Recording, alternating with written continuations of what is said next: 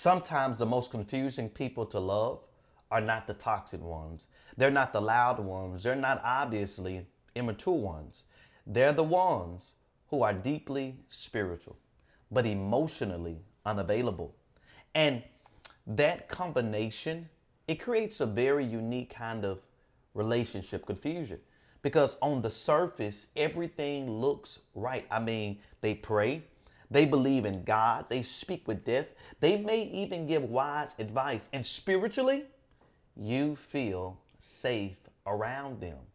But emotionally, you feel distance. You feel guarded energy. You feel a wall you cannot explain. And what makes it harder is that you start questioning yourself. You start thinking, maybe I'm asking for too much, or maybe I'm being too emotional, or maybe they just need time, but deep down, something feels disconnected. And not spiritually disconnected, emotionally disconnected. And one of the reasons I'm doing this video, this message is not about attacking anyone. This is about understanding something this generation was never properly taught. See, you can be spiritually mature and still be emotionally underdeveloped. So let that sit for a moment because many people were taught how to pray, but never taught how to process. They were taught how to worship, but never taught how to communicate. They were taught how to seek God, but never taught how to express feelings in a healthy way. So now you have people who are spiritually deep, but emotionally distant. And they are not pretending. They genuinely love God, but when it comes to relationships, vulnerability, it feels unfamiliar. Emotional openness, it feels uncomfortable. In deep conversations, it feels overwhelming. And if you've ever been in a relationship with someone like this, you know the exact feeling I'm talking about. You're not dealing with someone who is cold. You're dealing with someone present, but not emotionally accessible.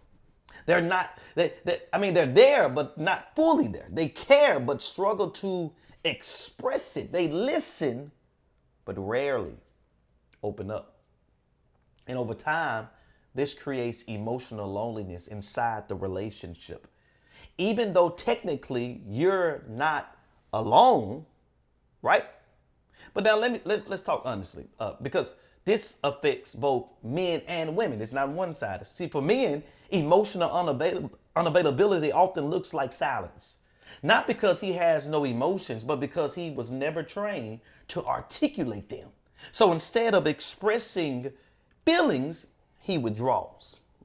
Some of y'all actually going through this right now. Instead of explaining what he feels, he processes internally. And instead of opening up, he becomes quiet. And society often praises that. They call it strength, they call it composure, they call it leadership. But sometimes it is emotional suppression. Now that's for men. Now, for women, it's a little different because for women, emotional unavailability often looks like, it can look like guarding yourself, right? Emotional walls, hyper independence, or selective vulnerability, right? Not because she doesn't feel deeply, but because past pain taught her that emotional openness comes with emotional risk.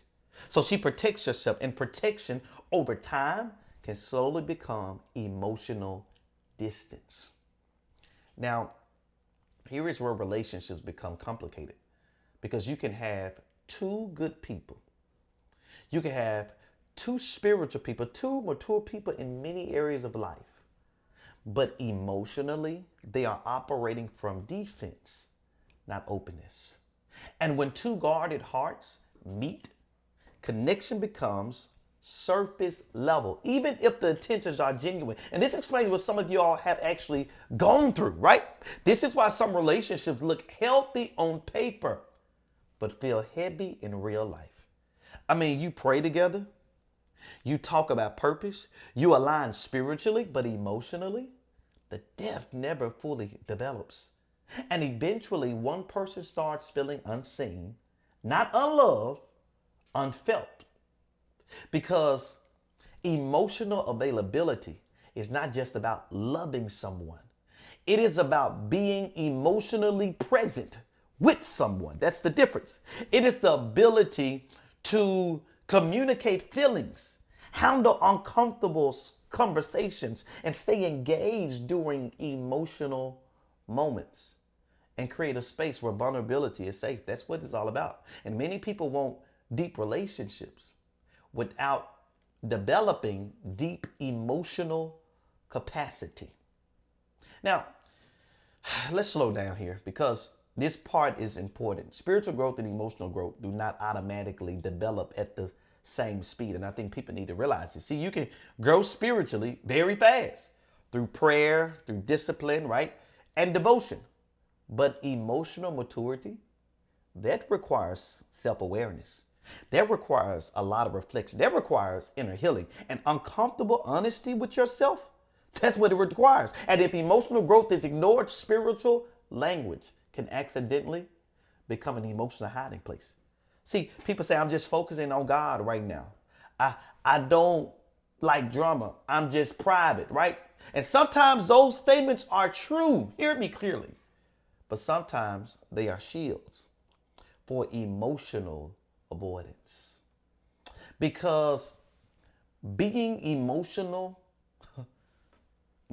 available requires something many people were never taught, and that's emotional responsibility. Taking ownership of your reactions, your communication patterns, your triggers, your emotional habits, and that level of self-awareness, it's rare. Not because people are bad, but because they were never trained to understand their own emotional world. Now, I want you to think about all these things, right? Because it is so important for us to realize what direction we're heading into. And this is going to begin to make sense to you all as I continue, because a lot of people just can't realize, why isn't this relationship thing working in my life? I really don't get it. I really don't understand it. I really, it's frustrating at times. But let's go a little deeper. Let's go deeper, because one of the most misunderstood things in relationships, it's the difference between someone who is peaceful and someone who is emotionally unavailable. Those two can look the same on surface. Both are calm. Both are not dramatic. Both are overly reactive, right? Or rather, not overly reactive, but internally, they are very different. Because a peaceful person is emotionally present. They can talk to you. They can listen to you. They can sit in uncomfortable conversations without shutting down. But an emotionally unavailable person, however, often uses calmness as distance. Hear me carefully, because they avoid emotional depth. They redirect heavy conversations all the time. They never want to sit down and talk about it. They minimize feelings instead of exploring them. And if you're a person who is emotionally aware, this creates a silent frustration inside of you, because you're not asking for chaos. You're really asking for connection. You're not asking for arguments. That's how they interpret it. You're actually asking for understanding. But instead, you get surface responses to deep emotions. And over time, that begins to feel like emotional loneliness inside of companionship. Now, I want you to really sit with this thought. Because some people are not emotionally unavailable because they don't care. They are emotionally unavailable because they were never emotionally safe. Okay? Let that settle. Because think about this. If they grew up in an environment where emotions were dismissed, right? Emotions were punished, mocked, or ignored, especially men, right? We were taught to be strong, don't cry, right? They learned very early that emotions are not safe to express. So they adapted to that thinking. They became logical instead of vulnerable. reserved instead of expressive, independent instead of emotionally open. Because we got to understand the pedigree. A lot of us, we are just products of our environment. And that's the God honest truth. And the truth is, when you meet them later in life, you are meeting their survival pattern, not just their personality. That's a whole nother conversation, right? Being able to divide the patterns from the personality. See, and this is why relationships require discernment, not just attraction. I teach this all the time. I married so many people throughout the year, right? And me and my wife, we sit down and we counsel a lot of different people. And one of the things that we always go across is to let them know that marriage is not just about attraction alone. It's not. It's not, because attraction will show you chemistry, but time will reveal emotional capacity, and that matters. Because in the beginning, everything can feel aligned, right? Conversations are good, right? It's a honeymoon phase. Energy is calm. Values seem similar, right? We on fire for God, but emotional availability is usually revealed during tension, not during peace. Watch how someone responds when the conversation gets uncomfortable. Do they lean in or do they shut down? Do they communicate or do they withdraw? Do they seek understanding or do they avoid death? I want you to think about these things because, and we're talking about emotional availability. It's not proven in good moments. It is revealed in emotionally demanding moments. Because anyone can be present when things are light and easy, but when emotions are heavy, real emotional maturity becomes visible. And that's the truth. Now, let's talk about something that happens very often but rarely gets explained. And that's emotional withdrawal. Not loud disconnection, not dramatic exits, but quiet distance. They still talk to you, still show up, still function normally, but emotionally they are less accessible, less expressive, less open, less engaged in emotional depth. And if you are emotionally aware, you feel the shift immediately, even if you can't explain it logically. And I believe that this is where many people start overcompensating. They try harder. They communicate more or express deeper or be more patient, hoping the emotional distance will eventually close. But here is the mature truth. You cannot emotionally carry a relationship for two people. You cannot do it. I don't know where people get this from. You cannot do that. That is impossible because connection requires participation from both hearts, not just one. And that's why a lot of people right now, they're going through so much because you can't carry that weight. It's not. Now let's speak gently to the men for a moment, right? Because I want to get to both sides because many men were raised to suppress emotions, not understand it. They were told, I said this earlier, be strong, don't cry, handle it like a man, man up, but never taught how do you process emotions? How do you communicate feelings? How do you stay emotionally present during conflict? So when emotional situations arise, their instinct is not expression, it is retreat. Let me get out of here. Not because they don't deeply love, right? But because emotional language was never developed. And to the women who are listening, emotional unavailability does not always look like silence. Because sometimes it looks like emotional walls.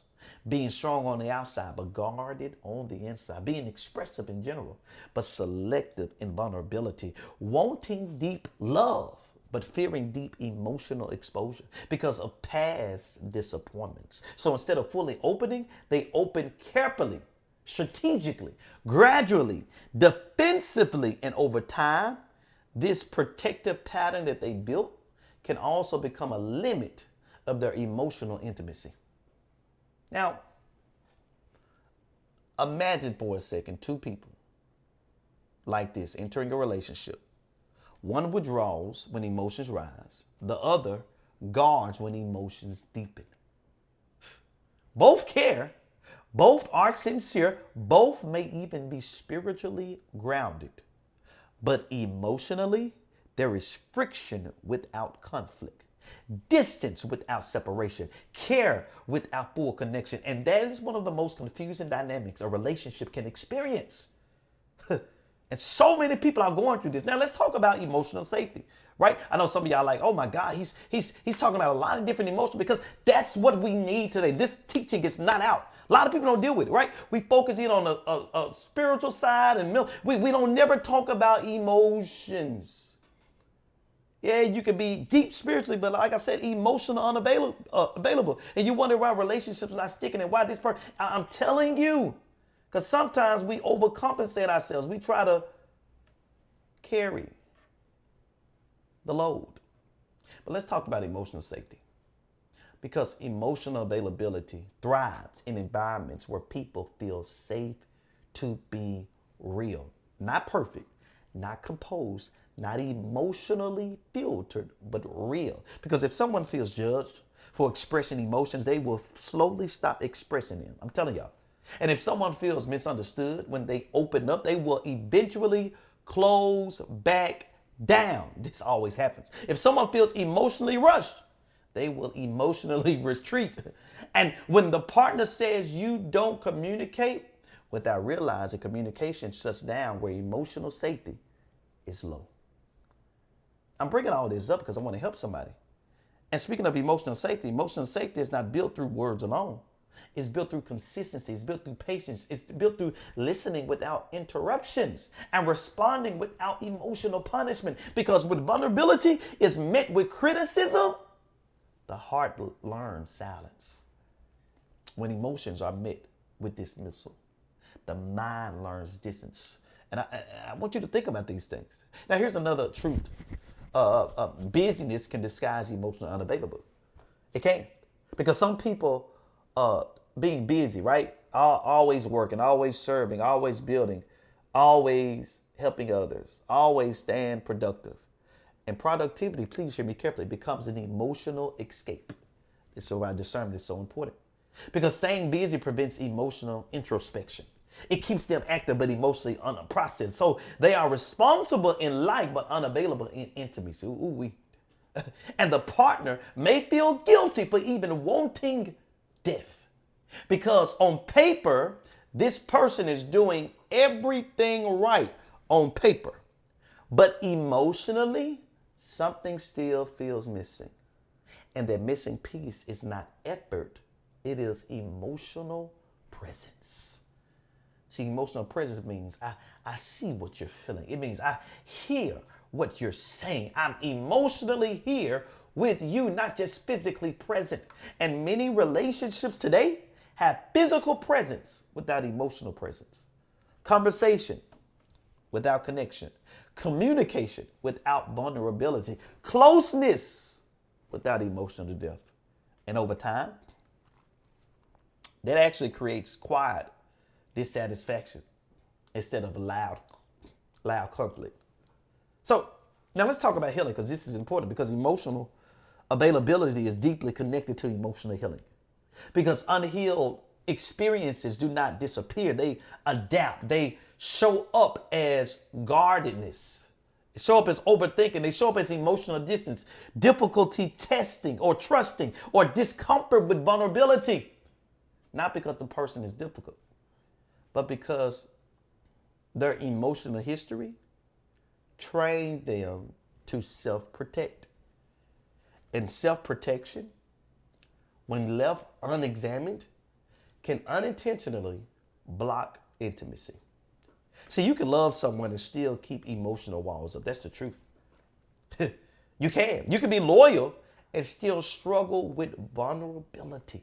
Has nothing to do with cheating or any of those things. You can be, hear this carefully. You can even be spiritually grounded and still emotionally reserved. Because healing in the spirit and healing in the heart are related, but not identical processes. This is why emotional awareness is not weakness. It is maturity. And if someone is watching this, you're like, man, this man is talking a lot about emotions and things of that nature. I'm here to let you know it's because we don't lean in on this enough. And if we lean in on this, we will begin to see more healthy, balanced relationships, not just on paper, but in your emotions. Okay? See, this is maturity. And some people that's listening, they can appreciate this. Because you got to understand this, the ability to understand what I'm feeling. Why am I reacting this way? Am I withdrawing or processing? Am I guarded or discerning? That level of self-reflection creates emotionally healthy relationships. That's called emotional intelligence. Because emotionally available people do not just react. We reflect. We pause. We process, right? Then we respond with intention. And that kind of emotional presence creates something very rare in relationships. Peace that feels connected. Not peace that feels distance. Comfort that feels warm, not comfort that feels detached, and intimacy that feels safe, not emotionally exhausted. Now, let's go deeper into internal patterns, right? That make spiritually strong people emotionally distant without even realizing it. Okay? Because this is probably the most important thing I'm going to touch on. Because many emotionally available people do not wake up one day and decide, I don't want to be emotionally present, right? Nobody does it. This is almost never the conscious decision. What actually happens is much quieter, much more subtle, and much more internal. They become, hear this carefully, emotionally self-sufficient. Not in a healthy way, but in a survival way. They learn how to process everything alone, how to handle everything internally, carry everything privately. So when they enter a relationship, they don't naturally invite someone into their emotional world. Not because they don't trust you, but because they are used to trusting themselves emotionally. And this is where a partner can become confused because externally, this person seems strong. They seem stable. They seem grounded. But internally, they are emotional. They're emotionally isolated. They are used to being the one who handles it, who processes it, who moves on quietly, right? Without emotional expression, without emotional collaboration, without transparency. And that's a hidden tension that develops, right? That emotionally unaware or aware partner starts sensing a lack of emotional access. Not a lack of love, not a lack of care, a lack of emotional openness. And emotional openness is limited because intimacy can grow to a certain level. Because intimacy is not built on presence alone, it is built on sharing emotions, emotional honesty, emotional availability, emotional responsiveness. Now let's talk about responsiveness for a moment because I think this is very important. It's one of the clearest indicators of emotional availability. How you respond, not how someone acts when things are good, but how they respond when emotions are introduced into a relationship. When you express concern, do they engage or deflect? When you express feelings, do they listen or minimize? When you open up emotionally, do they meet you there or subtly redirect the conversation? These are things to think about, right? Because emotionally unavailable people are often very skilled at redirection, not manipulation, redirection. They can change the subject. They give surface reassurance. They offer logic instead of empathy. And on the surface, it looks like communication, but emotionally, it feels incomplete. Because empathy was needed, not explanation, right? Sometimes people, they talk, they open up not to get an answer. It's a connection. And some of y'all know what I'm talking about. You may bring things up. It's not because you necessarily want to hear something. No, it's an answer. That's what's happening. See, connection was needed, not correction. Now, this is important for both men and women listening because emotional availability is not about being overly emotional. It is about being emotionally accessible. And accessible does not mean dramatic. Accessible does not mean reactive. Accessible does not mean expressive 24/7. Okay? It means emotionally reachable. When your partner reaches emotionally, you do not disappear internally. Right? Another quiet pattern is emotional delay. Because some people do feel deeply. They do. They do. But they process so slowly and privately that their partner experiences them as emotionally distant. And by the time they are ready to talk, the emotional moment has already passed. So their partner begins to feel like, I can't reach you in real time. And that feeling over time, it creates emotional disconnect. And it's a lot, right? Because sometimes spiritual strength can unintentionally train emotional distance. If a person has learned to always pray through everything, please hear me carefully when I say this. Please hear me carefully. If they always learn how to pray through everything, endure silently, stay calm no matter what, they become very disciplined spiritually, but emotionally reserved relationally. They take everything to God, but struggle to bring anything emotionally to their partner. Who hear me? And that creates a gap. Not a spiritual gap, an emotional one. An emotional one.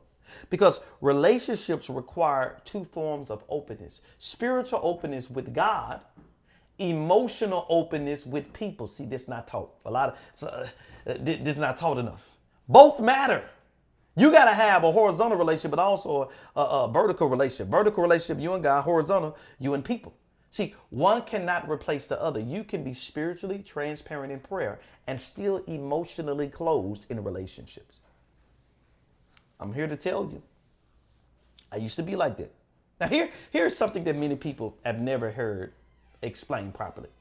Emotional availability requires emotional courage, not just love, not just loyalty, courage. The courage to say, this hurt me, or this matters to me, or I feel overwhelmed, or I need support right now. See, without feeling weak for saying it, that's what it is. You can't feel weak for saying it. But if someone was raised in environments where vulnerability was met with silence, it was met with criticism, it was met with dismissal, their nervous system associates vulnerability with emotional risk. So instead of opening, they regulate by withdrawing, right? Running away. Instead of expressing, they stabilize by detaching. And instead of engaging emotionally, they remain composed. And again, this is not always intentional. It is conditioned.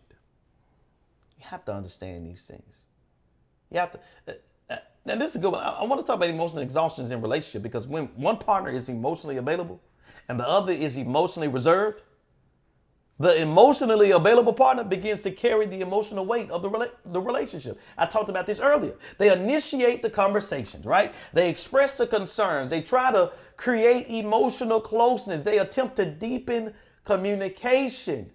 And over time, this becomes draining. Not because they are needy, but because connection requires reciprocity. That's what it requires. Reciprocity is emotional balance, where both people learning in emotionally, or rather leaning in emotionally, right? Both people are communicating honestly. Both people are participating in emotional depth.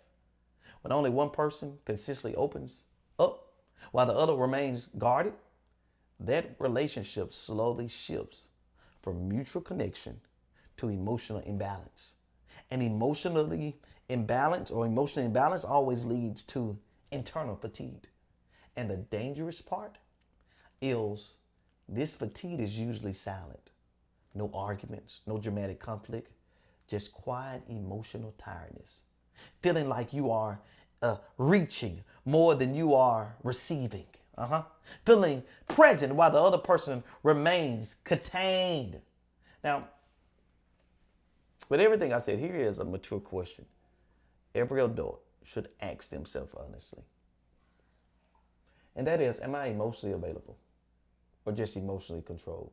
Because these two things can look identical externally. Controlled people appear calm, stable, measured, but internally, they may be suppressing emotions instead of processing them. And suppression over time creates emotional distance, not peace. All right? Uh, and because we're talking about this, we got to talk about conflict, right? Because conflict is the greatest revealer of emotional availability. You always know where you are as it relates to your we've been talking about this for a minute, but as it relates to having emotional intelligence, you know where you are when it comes to conflict. And I'm not how loud someone gets, but how emotionally present they remain when tension exists. Do they shut down? Do they become cold? Do they emotionally disappear? Do they become overly logical? Or do they stay emotionally engaged while still being respectful and calm? Because emotionally available individuals, they don't avoid difficult conversations. They approach them with maturity. Not to win, not to dominate, but to understand. And understanding requires emotional openness, not just intellectual discussion, because relationships do not break from lack of logic. That's not what happens. They break from lack of emotional connection. And now I'm gonna be here's the real truth, right? Here's a real truth. And I'm gonna say this because some people genuinely love deeply, but express love in emotionally distant ways. Like they provide, they stay loyal, they remain consistent, but emotional expression is minimal. And their partner may sit there thinking, I know they care, but I don't always feel connected. That internal confusion is one of the most complex emotional experiences in modern day relationships. Because love without emotional accessibility can feel emotionally incomplete. Not fake, not shallow, incomplete. And completeness requires presence, it requires vulnerability and the willingness to be seen and emotionally known. I pray you received this message. I pray that it blessed you in some way and it brought balance into your life, because my heart is to see God's will done in the earth, even as it relates to relationships. So continue to subscribe, follow me for more, and you'll get more videos like this. You be blessed. Thank you, and I'll see you soon.